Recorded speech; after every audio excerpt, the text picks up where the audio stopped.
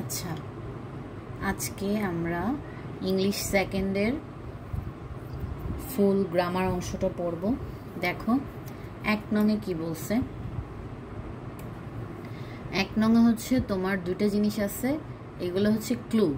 হ্যাঁ, এগুলো হচ্ছে উইথ ক্লুজ আর এটা হচ্ছে উইদাউট ক্লুজ, অর্থাৎ কি কোনো ক্লু দিয়ে দেয় নাই, তোমাকে গ্যাপগুলো ফিল আপ করতে হবে। ঠিক আছে, এটাতে কি করবা, এটাতে হচ্ছে তোমার আগে প্রথমেই তুমি যখন প্রশ্নটা পাবা, প্রথমে আগে একবার প্যাসেজটা রিডিং পড়ে ফেলবা। রিডিং পড়ে ফেলার পর তারপরে এই ওয়ার্ডগুলোর অর্থগুলা তোমাকে জানতে হবে, অর্থাৎ যতটুকু তোমরা পারো এগুলোর অর্থগুলো দেখবা। যখন বাসায় প্র্যাকটিস করবা তখন এইগুলোর অর্থগুলো জেনে রাখবা, যাতে পরীক্ষার হলে না ভুলো। এরপরে যেটার সাথে যে মানে ওয়ার্ডটা যায় সেটা বসানোর চেষ্টা করবা। আর যেটা বুঝতেছো যে মানে এটা হতেও পারে নাও হতে পারে এরকম কোনো ওয়ার্ড, ঠিক আছে, গ্যাপের মধ্যে, সেটা কি করবা, গ্যাপ দিয়ে অন্য কোয়েশ্চেন সলভ করবে। এরপরে একদম পরীক্ষার লাস্টে এসে এটা আবার ধরবা।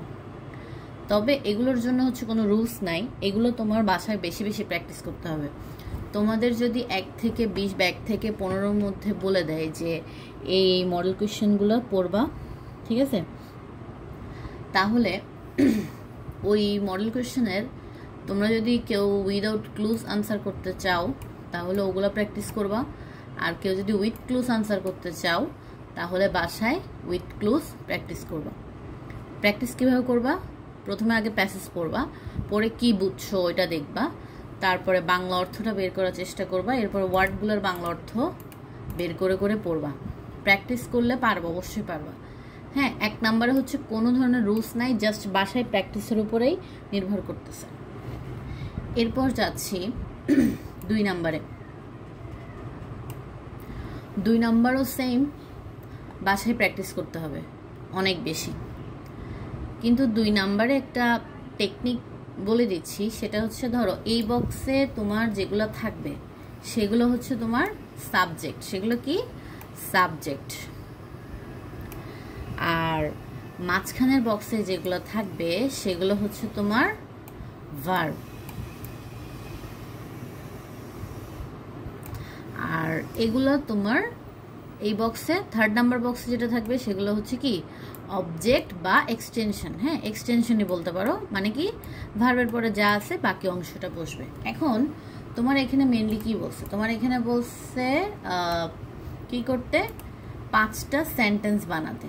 এখন তোমাকে সাবজেক্ট 5টা দিতেও পারে নাও দিতে পারে, ভার্ব 5টা দিতেও পারে নাও দিতে পারে, কিন্তু এক্সটেনশন বা অবজেক্ট তোমাকে 5টা দিয়ে দিবে।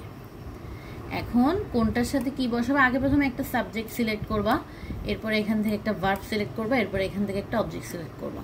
এগুলো সবগুলা মিনিংফুল হতে হবে, অর্থাৎ সিকোয়েন্স মেনটেন করতে হবে, অর্থাৎ একটার পর একটা বসবে, অর্থাৎ কোনটার পর কোনটা বসবে এটা তোমাদেরকে বুঝতে হবে। আর এটার জন্য তোমাদেরকে সেম 1 নাম্বার যেভাবে প্র্যাকটিস করবা 2 নাম্বারও বাংলা বুঝে বুঝে প্র্যাকটিস করতে হবে। এটার জন্য কোনো রুলস নাই, তাও মানে বুঝাই দিলাম যে এই বক্সে থাকে সাবজেক্ট, এই বক্সে থাকে তোমার ভার্ব, আর এই বক্সে থাকে তোমার অবজেক্ট। ঠিক আছে, তাহলে 1 আর 2 তোমরা মডেল কোয়েশ্চেন 1 থেকে 15 বা 1 থেকে 20 যেটা তোমাদের স্কুলে বলে দিছে সেই অনুযায়ী তোমরা প্র্যাকটিস করবা 1 আর 2। 2-এ তো কিছু বলে দিলাম যে এই বক্সে তোমার সাবজেক্ট বসে, এই বক্সে তোমার ভার্ব বসে, এই বক্সে তোমার অবজেক্ট বসে। ঠিক আছে, তাহলে 1 আর 2 মূলত তোমাদের প্র্যাকটিসের উপরে নির্ভর করতেছে।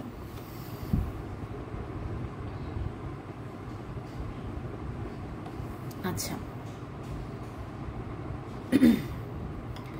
এরপর 3